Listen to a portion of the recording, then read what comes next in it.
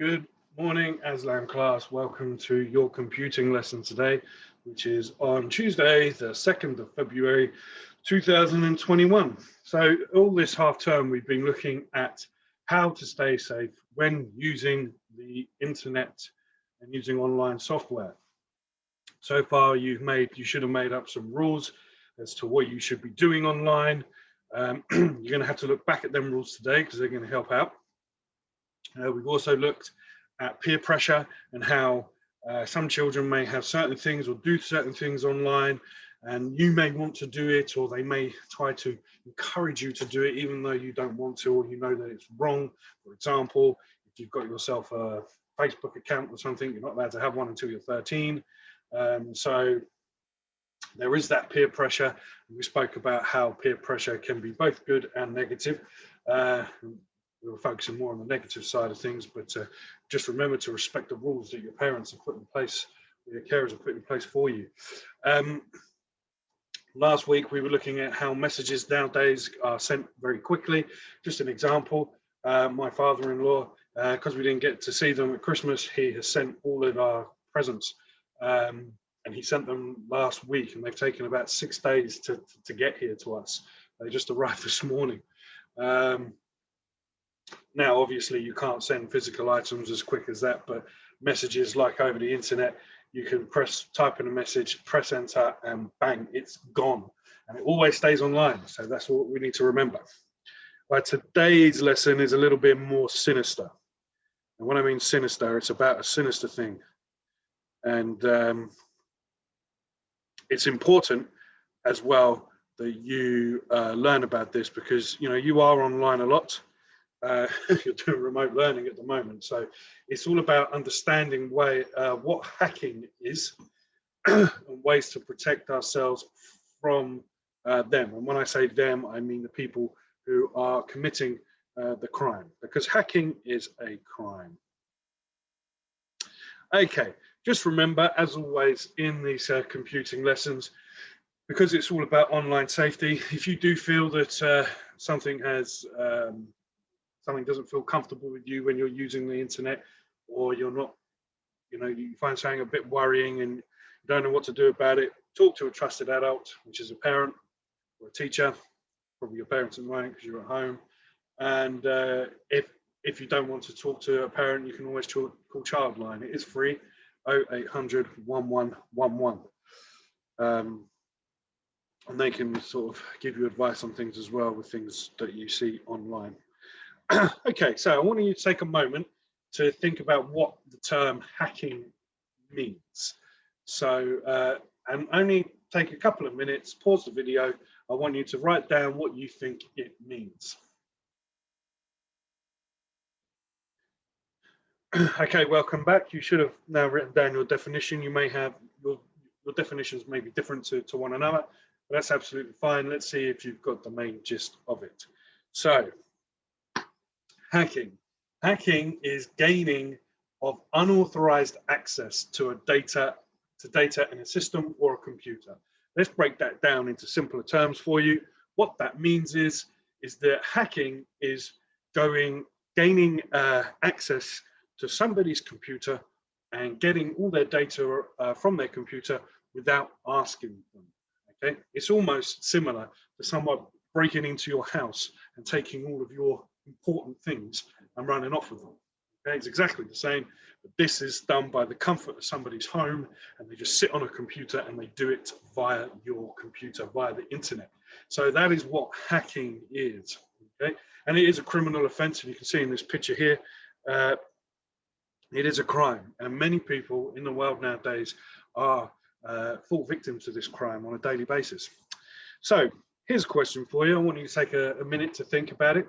Why do you think someone would want to hack a computer? Why do you think someone would want to access information that's on your computer?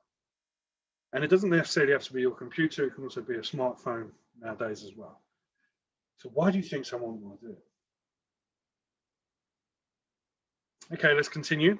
Hopefully you've had a little bit of think about why someone would want to do that. Here are some reasons, and I'm just going to put them in picture form for you so you can see. Okay, so some people might want to hack your computer because of oh no, what have I done? Let's go back to this. There we are. Let's put that. Now I'm going to go to my magic pen. Here we go.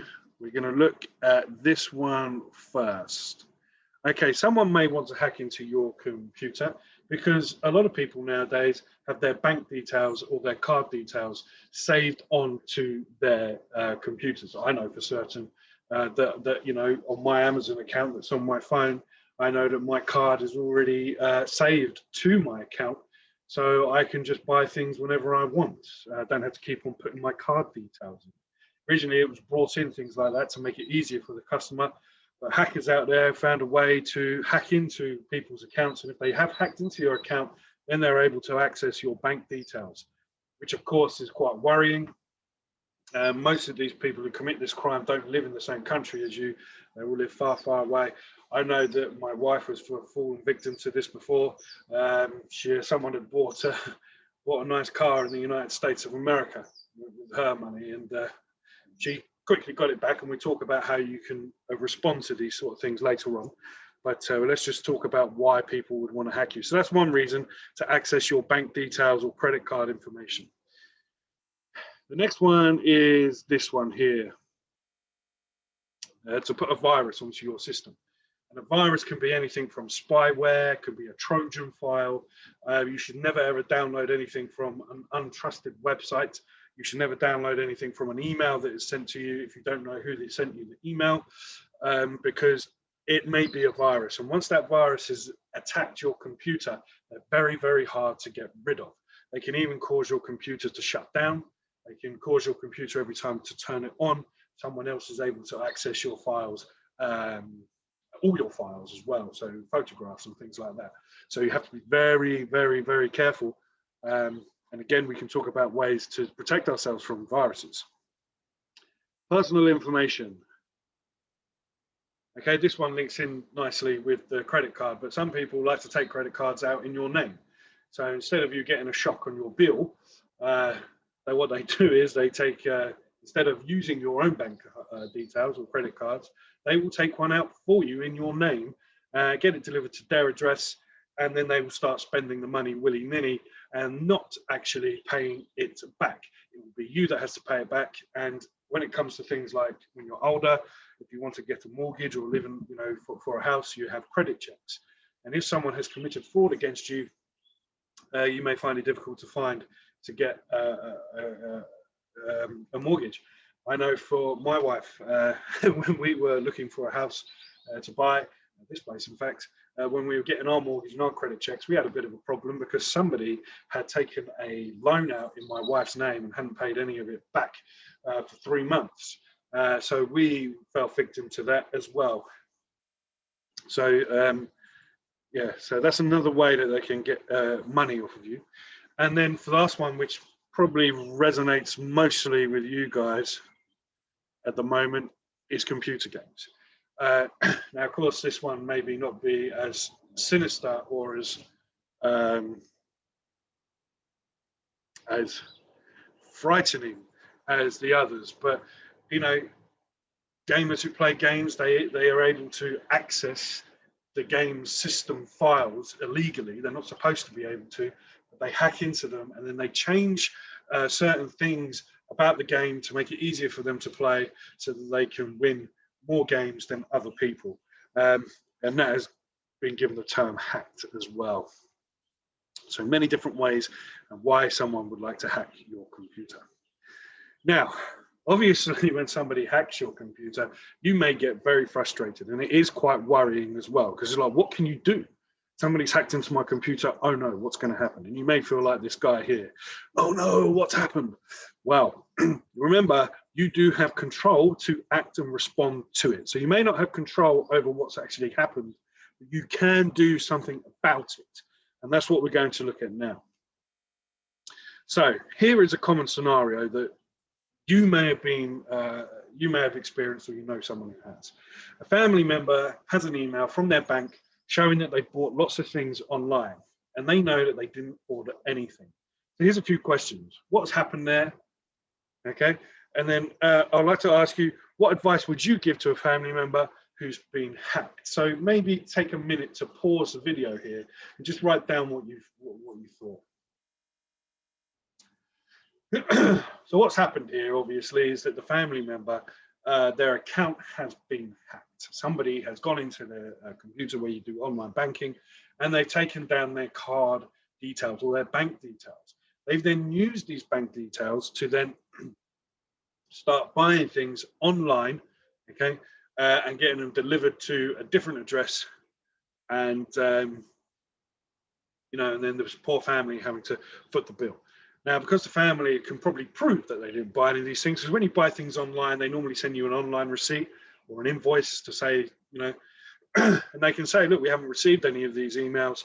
So the advice you would give them would be, you know, report it, go to the company and sort of say, look, you know, we didn't buy these things because you didn't send us these emails. They went somewhere else. So you can prove that it wasn't you. It's just very annoying. You will get your money back. The company will probably give the money back to you. And it can all be sorted, but it is just an annoying thing to happen. And also you feel like, ooh, are my things details safe to use online?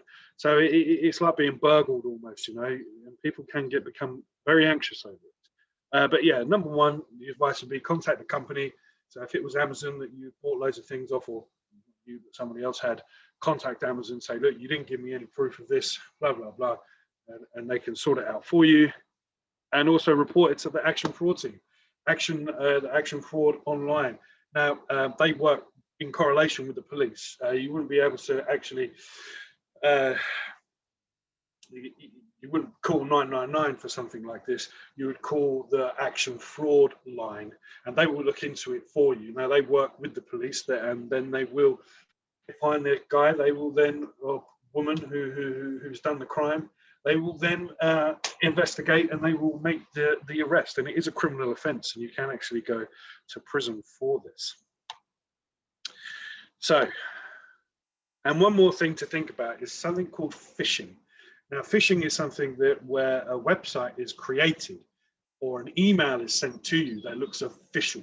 So you may go onto a website. Let's go Sky Sports, for instance. I go onto Sky Sports to have a look at the football results. Now, on Sky Sports, I may have to sign in using my my username and my password. And just for an example, I go onto the website and everything's fine. One day I get an email from Sky saying, oh, click on this link and you can watch a free game for today. I think, oh, that's a good idea. So I click on the link and then I go to this website.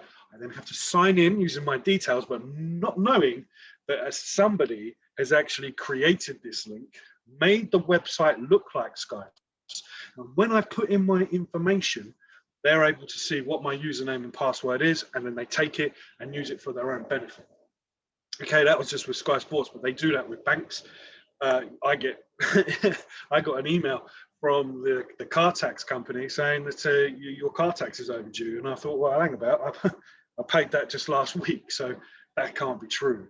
And there are ways you can do that. You can actually report suspicious emails and phishing sites to the local to the government, and they will investigate and try to find the people. But there are ways to help that they are phishing.